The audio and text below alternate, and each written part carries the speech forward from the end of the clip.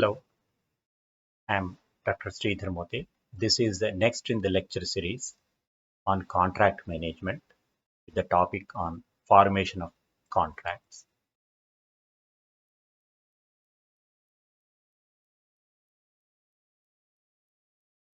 With 35 years experience in industry, I have been teaching this contract management as a subject as a visiting faculty to various premier teaching and training institutes. I also authored a book on contract management titled Infrastructure Contracts and Management, which is available at Amazon in amazon.in. This is the second in this lecture series covering the topic on formation of contracts. This is the book published by Asia Law House and which is available in Amazon online stores, covering various aspects of contract management with specific reference to infrastructure contracts, claims, dispute resolution, arbitration, contract management functions, important provisions of Contract Act, variations, all topics related to contract management. Now, the takeaways from this lesson on formation of contracts are going to be legal concepts of making and formation of contracts, what one means legally as per the Contract Act, by offer, counter offer, acceptance, and their legal implications, differentiation between agreements and contracts, implied contracts, written form of contracts, and Article 299 on government contracts. First, we will go to the main topic on formation of contracts. Means we will understand first what are the various stages of bidding process and legalities. For understanding and know better, one need to understand what are the various stages. Obviously, the stages of bidding or forming a contract start with bidding process. A owner as an employer to the project will invite the bids, or that is called a notice inviting tenders, NIT. In response to NIT, the offers are submitted by the contractors or bidders, that is called submission of bids, tenders or offers. These offers or tenders are scrutinized by the project owner as an employer, and he will select a suitable bidder. Mostly it is the lowest bidder to whom the work is awarded, right? These are the stages. Obviously, the first stage is submission of bid, which is also called an offer, and legally it is referred as a proposal. All contracts, because for everything in this civilized society there is a law governing the various everything. In a civilized society there is a law. For personal considerations, we have personal laws also, like Hindu Marriage Act, Muslim Marriage Act, that is about the personal laws. For a commercial sense, in a civil law, we have Indian Contract Act 1872, which governs all and every contracts, whether it is a sale of goods transaction, or whether it is a construction contract. Day in and day out, you are also involved in so many agreements, like you may be entering into agreement for purchase of a flat, for purchase of a plot. Also, say you may be taking a house on a rent, you will be signing a lease agreement, rental agreement, insurance contracts, all types of contracts, whether it is a sale of goods, construction contract, infrastructure execution project contract. All contracts follow the same law, that is Indian Contract Act 1872. Short, we call it Act in this, I call Act in this lecture session, with deals with all aspects and the law related to the contracts. As you can see, this is an act about 160 years ago enacted by the Britishers. Ours is a Commonwealth country. We were ruled by the Britishers for about 200 years. And all our law patterns and laws are akin and similar to English laws. Though this is 160 years old act, still it is a valid piece of legislation, and except one or two amendments, this is still a good piece of valid law on contracts. We will study in subsequent lectures in detail about the important provisions of the Contract Act. Now, Section 2B of the Act defines a proposal. Means a offer is also called a bid or a proposal. Section 2B specifically says that a proposal, when accepted, becomes a promise. Means when a offer which is having certain conditions or say terms, these are called the proposals. Say I'll be executing the work as per these conditions, and I'll be completing the work so and so. Likewise, the other side as an employer also makes certain proposals. I'll be paying the bills within 1 month of submission. Likewise, and all these proposals, when accepted, become a promise. Right? A proposal, when accepted, becomes a promise. Now, what are the legal consideration of a promise? We will see next. These are the various stages. First, the owner or a offeree. Owner is also called a offeree, to whom the bids are submitted. And the person who submits the bid, the contractor, is called a bidder or a offerer, who submits the offer to the owner. This is obviously the first stage. This is called a NIT, Notice Inviting Tenders. In response to notice inviting tenders, the contractor or the bidder will submit his offer. Next, on scrutiny of the offer, the owner offeree gives an acceptance to the bidder. He conveys acceptance to the offerer or a bidder. Now, this acceptance, when received, makes a binding contract. Of course, there is a scope of discussion. Soon after acceptance of the offer, then the parties will sit and sign a contract document, detailed documentation. After that, the contractor will go to the projects and start the work.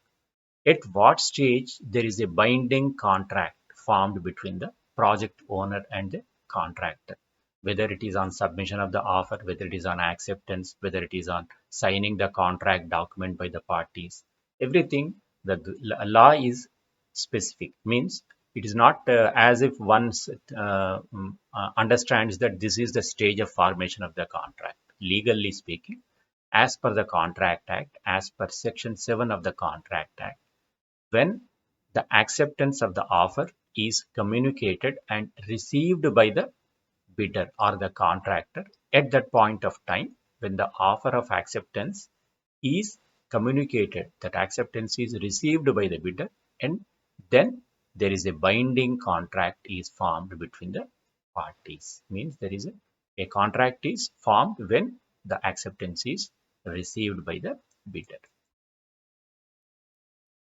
As per Section 2B, as we have said, on acceptance of a proposal, when if offer is accepted, then it becomes a promise. Right? Proposal in Section 2A of the Contract Act, as defined as a willingness to do or not to do or to abstain from doing anything. What is a proposal? I will do this or I will not do this. That is a proposal. Means that is also called an offer, bid, whatever it is. Every bid has a validity period. Means when an offer is given, that it is not an open-ended offer. It has a period of validity. Up to that period, the offer is valid. Before that, there should be some action of acceptance. After the offer is expired, one cannot accept it. It has a validity period. That this is the reason when the validity period is coming to the end, normally the owners will be asking the contractors to extend the validity period. before the expiry of the validity, the acceptance should be made. As per Section 6, subsection 2 of the Contract Act, suppose in case a validity period has not been mentioned in the bid, then it is a reasonable period. Normally 3 months or say 4 months, 120 days, 90 days or 120 days is specified as the validity period for the bid offer. If that is nothing is specified, then it is a reasonable period. The judge or a court will interpret that reasonable. Then what is a reasonable period? Either it is by industry standards or the procedure or the normal practice followed in the concerned department as a reasonable period. Say 3 or 4 months, at the most 6 months is a validity period considered as a reasonable period. One has to understand what is the distinction between bid and invitation to bid. An offer is an offer. It is a definite and a proposal. There can be certain communications or something just like invitation to bid. It is not a bid, but a owner may say that you please submit the bids. That is an invitation to bid. It is not a bid. And also there can be certain communications in a certain different format which cannot be called as a bids. This can be some data seeking or information seeking correspondences. Next, let us understand what is meant by counter offer and a counter proposal.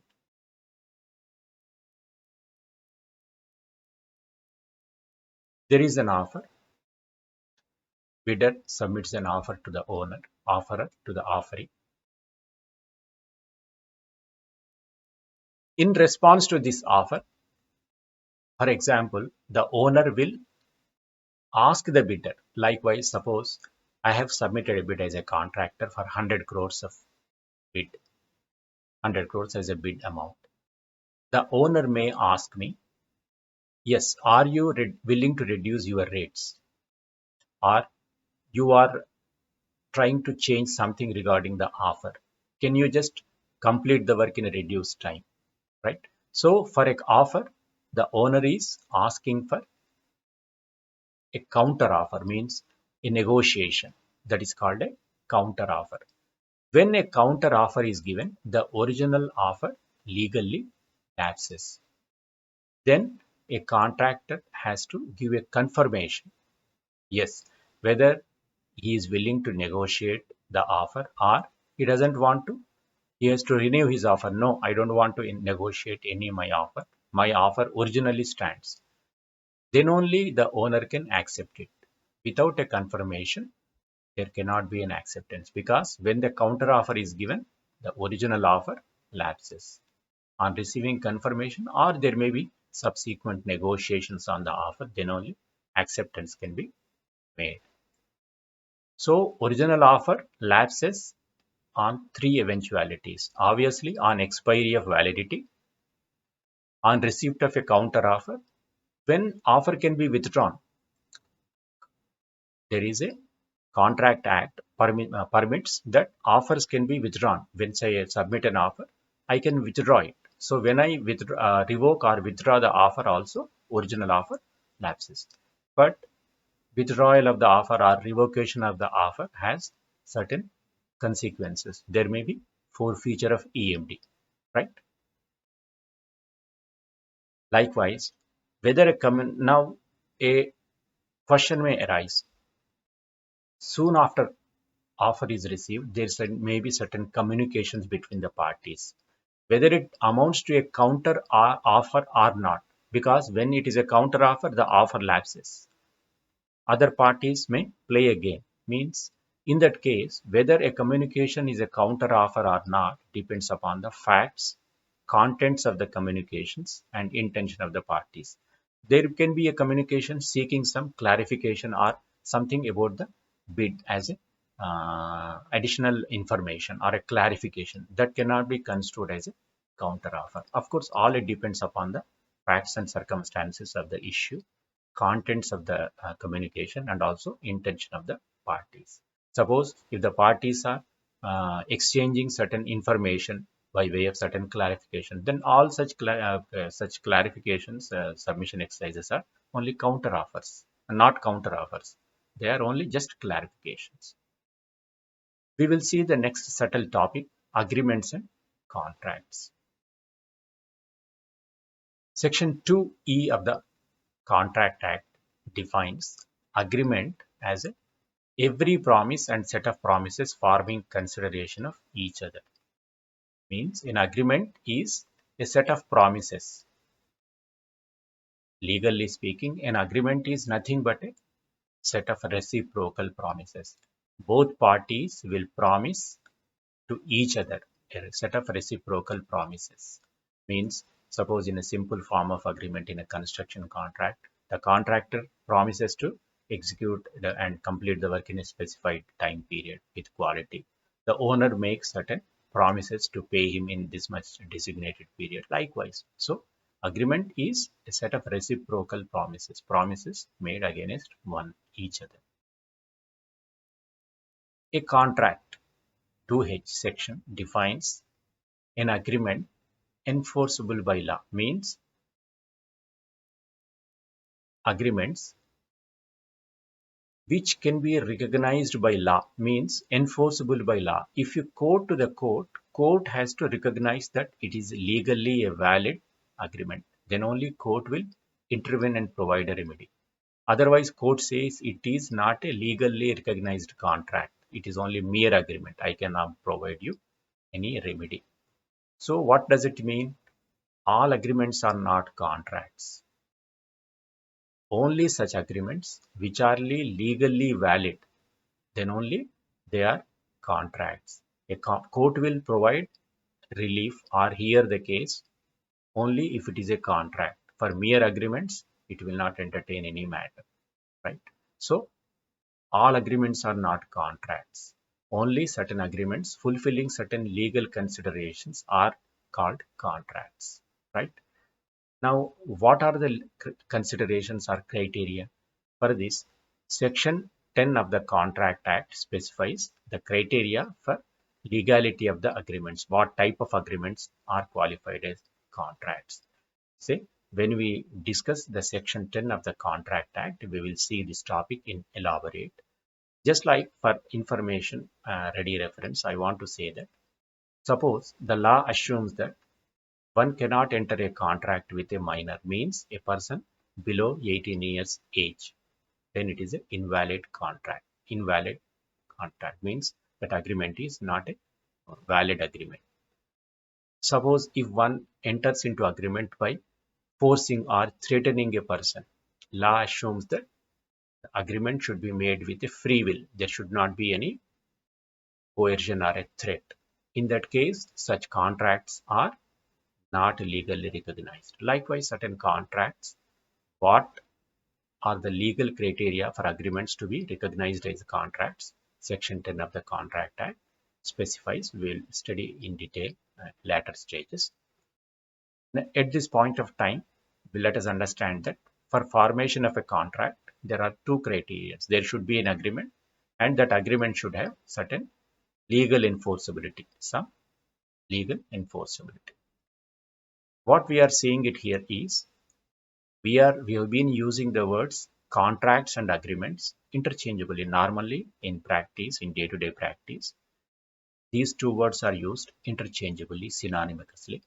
No problem, we can use them, but let us understand that these two words have different legal meanings. Generally not what happens in sites or in offices is, where is the agreement? Please see the agreement. What does it say? And what the contract specifies. Just like we use it interchangeably, never mind. Though we use it interchangeably, understanding the legal meanings are different. That is the main point here. Okay. We can use them interchangeably, no harm. We have seen that on acceptance of a proposal, it becomes a promise. And when an offer is accepted, that acceptance communication is communicated and received by the bidder, then there is a legally binding contract formed between the parties. Section 7 of the Contract Act specifies acceptance of the offer should be absolute and unconditional. Absolute means it should be full. Suppose a contractor has submitted his offer for 100 crores for 100 number staff quarters.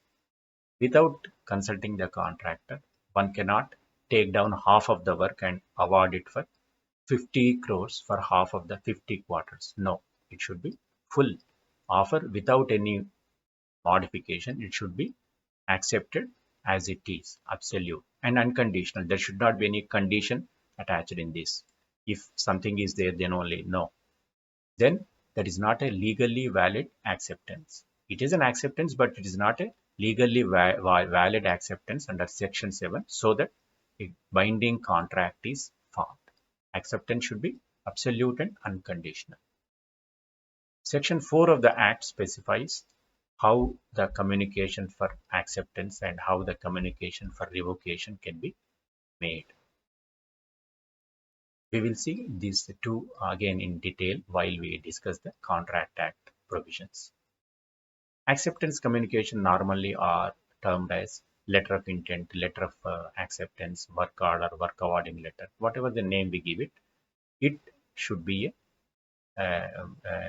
reflecting a communication as per Section 7 of the Contract Act. That is, whether it is a true and correct acceptance of communication is inferred based on the intention of the parties, wordings of the letter, and uh, contents of the letter are important to judge whether it is a valid form of acceptance or not. When it is a valid acceptance only, there is a binding contract as per Section 7 of the Act. Now, we will deal with implied contracts. There are explicit written form contract means there is a specific expressed intention or offer made and an acceptance is communicated. A written documentation is made, which is a explicit express contract with express promises, written form of contracts. There are certain implied contracts as per Section 9 of the Contract Act. Means there is no specific express offer or acceptance is made, but based on the conduct of the parties, intention of the parties, an inference is made that there is an implied offer and an implied acceptance, forming an implied contract between the parties based on offers and acceptance implied. For example, I am standing at a bus stand. A bus is approaching me with the conductor shouting that if you pay 20 rupees, I'll take you to Amirpet, say in Hyderabad. Means he is making a general offer for taking to the designated place on payment of 20 rupees. He is giving a general offer. On hearing his offer, I am stepping into the bus. Means I am accepting his offer. Then I am bound to pay him 20 rupees provided he takes me to Amirpet. So there is an implied contract formed between me and the bus conductor to take me to Amirpet with the payment of rupees 20. Likewise, in a hotel, I have gone to an eatery. There, the menu displayed idli 20 rupees, dosa 30 rupees, likewise. On seeing this, I have ordered and ate a idli. I am bound to pay 30 rupees because he has displayed his rate. Accepting to that, I have ordered and ate. So there is an implicit contract implied between me and the hotel owner for acceptance for supplying an idli at the rate of 20 rupees. There is an implied contract. Whether a contract can be oral, this is the question. There is nothing specified in Contract Act whether a contract can be oral or not.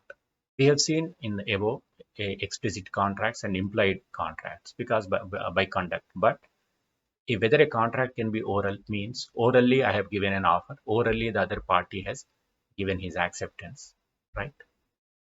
On when I go to the court, yes, can I just testify oral contract? Provided I have two witnesses to testify the agreement between me and other party, orally, then I can enforce the contract. So oral contracts are also perfectly valid as per law. But arbitration, in case of arbitration, if that oral contract has an arbitration provision, as per the Arbitration Act, arbitration agreement should be in written form. When we deal with Arbitration Act, let us deal this in separate. Also, government contract as per Article 219 of the Constitution shall be in written form. There is no implied or oral contracts valid in government contracts. As per Article 299, a contract made by government when one of the parties in a government in exercise of its executive powers, it should be expressed, means it should be in written form, and to be made executed such contracts on behalf of heads of union, means in case of central government it is head of the union, means head of the union government is President of India and head of the state government is governor. This is the reason government contracts are executed in case of central government for and on behalf of President of India for any concerned state, for and on behalf of the governor of the concerned state. Execution of such contracts are signed and made by duly authorized. Say, President of India has delegated the powers as per a gazette notification to certain designated departmental officers to execute the contract on President of India's behalf. Say, executive engineers in CPWD are authorized to sign the contracts on behalf of President of India. This is the reason government contracts are made on behalf of the head of the unions or in state head of the state. For any support in contract management or infrastructure project related issues, you can reach me at this email ID. Please keep watching this YouTube channel on various topics related to contract management. Also, please popularize this channel. Thank you.